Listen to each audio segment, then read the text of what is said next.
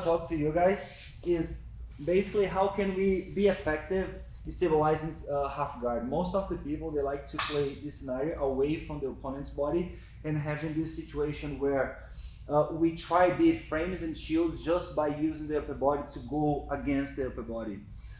Most of the times against good people, it's going to be almost impossible to win this battle because the shield on top is very, very strong against or either the shoulder or either the hips, right? So it happens. So people, they normally play in two different ways. And the frames are also very, very strong. Even if Fernando doesn't have his shield in here, but his arms are very well placed like this, his posture is 45. When I try hug his head or palm inside, it's going to be kind of hard to win this battle. So the key element from half guard, from top, in my perspective, it is flat the hips. I cannot fight his upper body if his hips are not flat. So my main goal is going to be walking away where I'm flattening his hips and further on flat his shoulders, and then find ways to be effective cross-facing Fernando. His job from bottom is maintain his posture 45. If he has his posture 45, he's facing me and his frames and shields are solid. So if he's 45, even if I try my best to like hug him and get my positions here, my connection chest to chest, it's gonna be comfortable for him maintain his frames and shields because his posture is 45, it's diagonal. Look at his body here. I'm gonna turn him a little bit. Like he's 45 to the max. And things change when he's flat. If I ask Fernando to keep me away when his body's flat, he's just benching pressing me. There's no body connection here. I just fall over him and eventually I'm gonna be able to get my connections because he's using like his strength 100%. It's not body, how can I say that? Body connection, whatever. Body frames. Body frames, postures, like this is natural for me. I can hold things well like that. So if that is what we should, what we should avoid, we need to work against his body posture first, body position, instead of work in our pins. So the main thing I always look in here when I'm facing people's half guard is how can I walk around the hips in an effective way without spending much energy. And the answer is pretty simple. Every time we are fighting against shields and frames like this, just by bringing my knee up and walking against the hips like I'm doing right now, I'm changing my level from upper body connection to hip connection. I can always create pressure over his top leg and then flat his hips away like towards that direction. So this knee goes all the way there. I'm not going inside his body, I'm going out. So I open my leg like here and then I try drop my knee all the way there, pulsing my hand, and then we have right now a situation where my hip is over Fernando's hip. When he tries using his bottom leg to push me away, bottom leg, or bring me up, it's going to be completely ineffective. When he tries keep this shield in place against my chest, even if he tries his best to maintain the shield, it's going to be hard. Why? Because he's flat.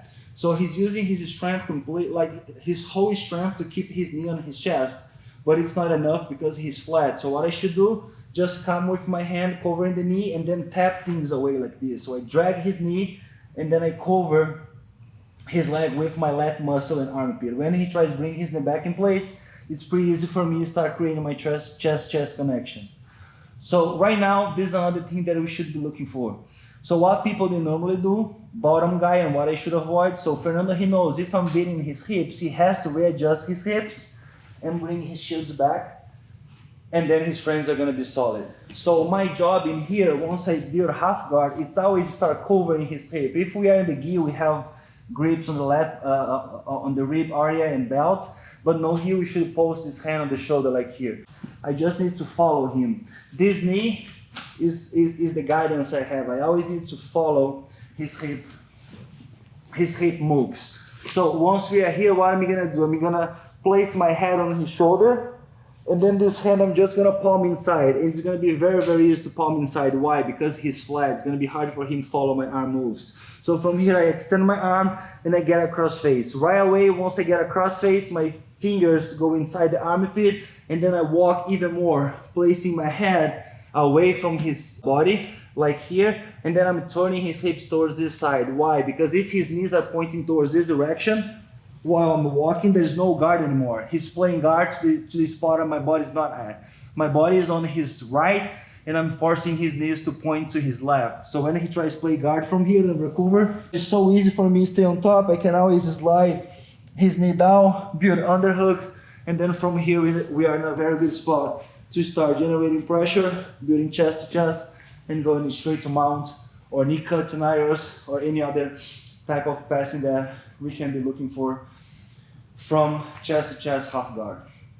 So the main element here, and that's what you guys should be looking every time you guys face half guard, it's not gonna be working the upper body right away, it's gonna be work against his shield and hips. So if he's 45, that is the main point, 45 he's strong. If I try beating him here, it's gonna be hard. So once I start walking around and flattening his hips, when he tries to push me away, I'm already beating him. So it's just a matter of time for me to start building my connections. And of course, the more you guys progress in this situation, the more types of setup you guys should be ready to use. It's not gonna be sometimes as simple as it looks to get a crossface, but we have 100 of variations from that situation once we beat the knees. Once you beat the knees, the other doors, they open. Once you guys are still in here, so there's no doors. Even if I try crossface him, and even if I get, let's say I get a crossface here, it's not hard for him bring his knees back in place and then frame. I'm gonna need to back away and then get inside the half guard. So always do your best first, beating the hips, flattening the hips. That is what we are looking for. We walk and we cover things like that. So once we are here, as you guys can see, I'm gonna turn a little bit. So I walk, sorry for turning my back, but I walk, then I have both legs covering his hips like that. Once we are here, it's pretty easy to start working in an effective way, and then from here, build up the body connections.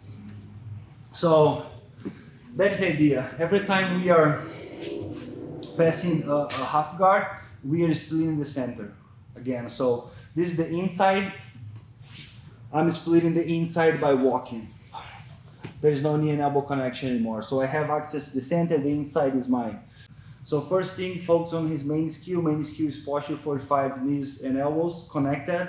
So we beat the 45 posture flat in the body. And second thing, we split knees and elbows. Once I flat the body and split knees and elbows, Fernando doesn't have inside position anymore and I have the inside. So it's my job, keep progressing slowly, building chest to chest, cross face, underhooks, outside, near side, and then be happy from there. It's not that hard. Actually, if you guys keep, this is the way I learned Jiu-Jitsu. I like to keep at least 2 or 3 words in my mind when I'm facing a scenario to maintain myself on the game plan. So I know when I'm half guard, I just think, and I'm still thinking like that, even nowadays, so flat the hips. I'm always looking to flat the hips. I'm posed, I'm walking around. I'm finding ways to get in this position. And I keep talking to myself when I'm training, flat the hips, flat the hips, flat the hips. So as well, when I get north-south, my mind here is split knees and elbows. Split knees and elbows, fight inside, I get inside. And I also use the same idea, the same like self-talk in different scenarios, not only top position, but also guard, but also wrestling, arm blocks, and etc. So keep in mind, half guard, top position, flat the hips, and beat knee and elbow connections is the best thing you guys can do from there. And your game can actually, and in an easy way, improve a lot just by having this perception about attacking your opponent's main body position and finding your best spot from top.